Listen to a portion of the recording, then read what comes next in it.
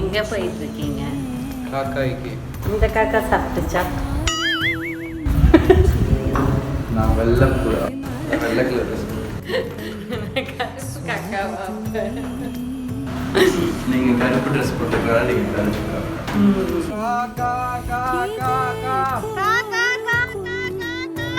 இந்த வேட்டியை மடிச்சு கட்டிட்டு காக்கா கூட சண்டைக்கு போற மாதிரி. காக்கா, வெள்ளை சட்டை போட்ட காக்கா. காக்கா நல்லா சாப்பிடுங்க.